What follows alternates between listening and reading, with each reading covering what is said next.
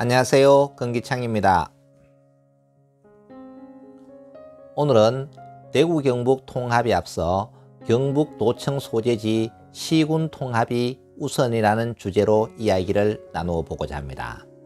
이 시대의 하두는 국토의 균형 발전, 지방 분권, 주민자치입니다. 그러나 지금 시대적 흐름에 역행하는 일이 벌어지고 있습니다. 대구 경북 통합을 위해 대구 경북 행정통합공론화위원회가 2022년 7월 특별자치도 출범을 목표로 9월 21일 발족하여 활동을 시작하고 있습니다.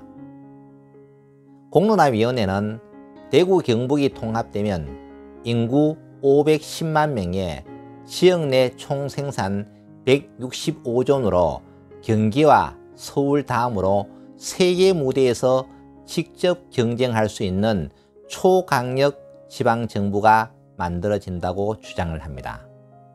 과연 이와 같이 통합을 하면 수도권에 맞서는 지방정부를 출범시켜 국토의 균형 발전에 기여할 수 있을까 많은 의문이 듭니다.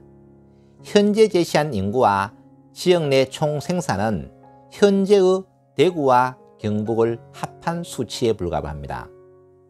통합을 하면 인구와 지역 내 총생산이 시너지 효과로 인해 체감할 수 있도록 늘어나야 합니다.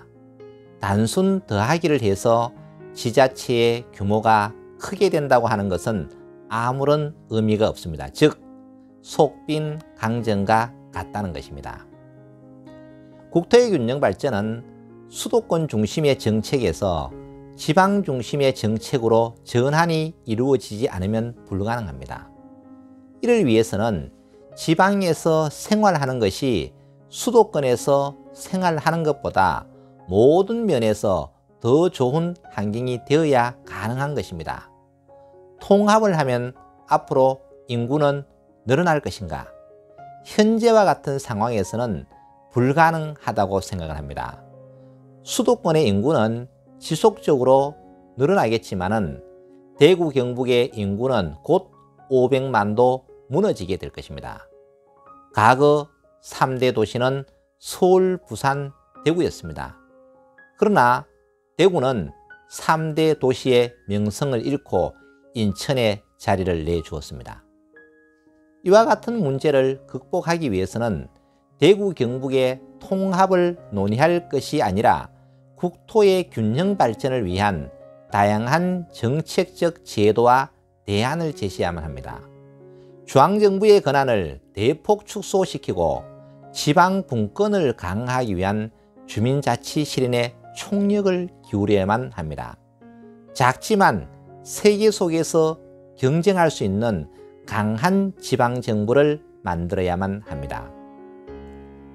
규모의 경제늘로 통합을 하게 되면 지역 발전에 도움이 되지 않는다는 것을 이미 학습한 바가 있습니다. 마산, 창원, 진해의 경우 통합 당시의 인구는 약 108만 명으로 2025년 150만을 목표로 야심찬 계획을 수립하였습니다. 그러나 2020년 8월 기준으로 약 100만 명, 내년이 되면 100만이 무너지는 상황이 오게 된다는 것입니다. 지금 현재 상태에서는 대구, 경북이 통합을 하면 경기, 서울 다음으로 3순위로 급부상한다고 하지만 부산, 울산, 경남이 통합을 하게 되면 4순위가 됩니다. 즉, 이러한 논리는 무의미하다는 것입니다. 따라서 대구, 경북의 통합으로 인한 지자체 규모의 경제 효과는 나타나지 않는다는 것입니다. 오히려 많은 인적, 물적 자원만 낭비하고 정체성의 혼란만 가져오게 됩니다. 행정구역 통합은 지방 분권과 주민자치를 선행 조건으로 꼭 필요한 곳에 한정하여 추진하여야 합니다. 2012년 대통령 직속 지방행정체제 개편위원회에서 지방의 역량 강화와 국가 경쟁력 제고, 주민의 편의와 복리 증진을 위해 지방행정체제 개편의 기본 방향을 정해 놓았습니다. 그 내용 중에 도청 이전 지역인 안동과 예천, 홍성과 예산이 통합 금고지역으로 설정이 되었습니다. 따라서 경상북도는 대구 경북 통합에 앞서 도청 신도시를 경북의 성장 거점 도시로 만들기 위한 첫 번째 과제인 안동과 예천의 통합을 우선적으로 해결을 해야만 합니다. 도청 신도시를 경북의 성장 거점 도시로 만들어 놓은 다음 대등한 위치에서 대구와 통합을 논의해도 늦지 않다는 것입니다. 지금의 경북 도청 신도시로 도청을 이전한 지 불과 5년도 되지 않았습니다. 이러한 상황에서 대구 경북 통합을 논의하면 경북의 성장을 견인하는 자족도시 건설은 사실상 불가능하게 됩니다. 대구와 경북은 상생과 경쟁을 통해서 지속적으로 성장하여 왔습니다. 경상북도 역사 702년, 경상북도 개도 124년, 상격동 시대 50년, 대구와 분리된 지 35년 만에 경상북도 안동 예천으로 이전하였습니다. 경상북도에서 대구가 직할시로 성격 분리된 것도, 경상북도 도청을 대구 상격동에서 안동 예천으로 이전한 것도 모두가 대구 경북의 상생 발전을 위해서 한 것이었습니다. 그러나 지금 와서 다시 대구 경북 통합을 하자고 합니다.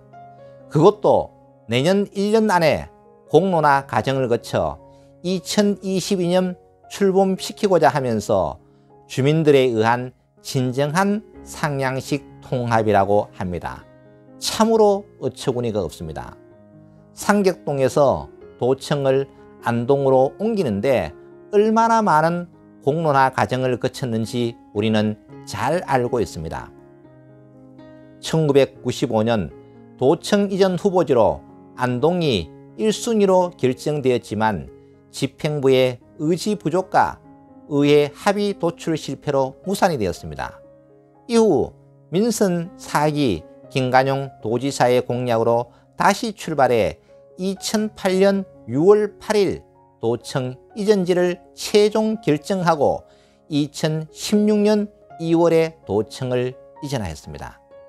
도청 이전까지 약 30년의 공론화 과정이 있었다는 것을 분명히 인식을 해야만 합니다. 대구와 경북이 통합되면 재정 자립도가 높은 대구는 경북에 많은 예산을 나누어 주어야 하므로 자생력에 문제가 생김과 동시에 대구의 정체성이 상실됩니다. 또한 경북은 대구를 중심으로 한 남북권의 발전 심화로 결국에는 실질적으로 대구에 예속되는 결과를 가져오게 됩니다. 특히 경기, 충남북, 전라북도보다도 큰 면적을 가지고 있는 경상북도 북부권은 인구 소멸로 역사 속으로 사라지게 됩니다. 만약 이대로 간다면 경상북도는 남북으로 분리할 수밖에 없다는 것을 우리는 인식을 해야 할 것입니다. 행정구역 통합의 효과로 중요시하는 것 중에 하나가 행정의 효율성입니다. 통합의 가장 큰 걸림돌이 단체장의 선출입니다. 통합이 되면 통합단체장만 선출하기 때문입니다.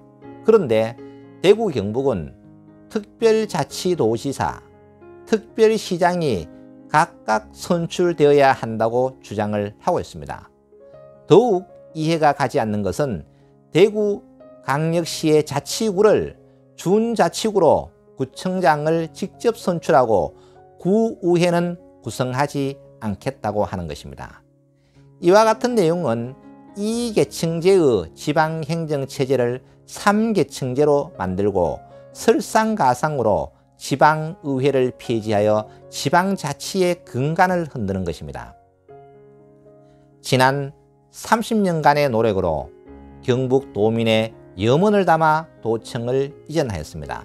그러나 이전된 지 5년도 되지 않는 이 시점에서 다시 대구와 경북을 통합해야 한다고 지도자들은 주장을 합니다. 결론적으로 도청을 이전한 것이 대구 경북의 상생 발전과 경쟁력 향상에 도움이 되지 않는다는 것입니다. 그렇다면 경북도청을 이전할 당시에 왜 이들은 반대하지 않았을까요? 즉 군주가 암호하고 신하가 아첨하면 나라는 망한다고 합니다. 군주가 좋아하는 바에 따라 신하가 모이기 마련이기 때문입니다. 대구와 경북의 미래가 참으로 걱정스럽습니다. 군주가 아첨만 가까이 하고 충고를 멀리하면 나라가 망한다는 것을 명심해야 할 것입니다. 감사합니다.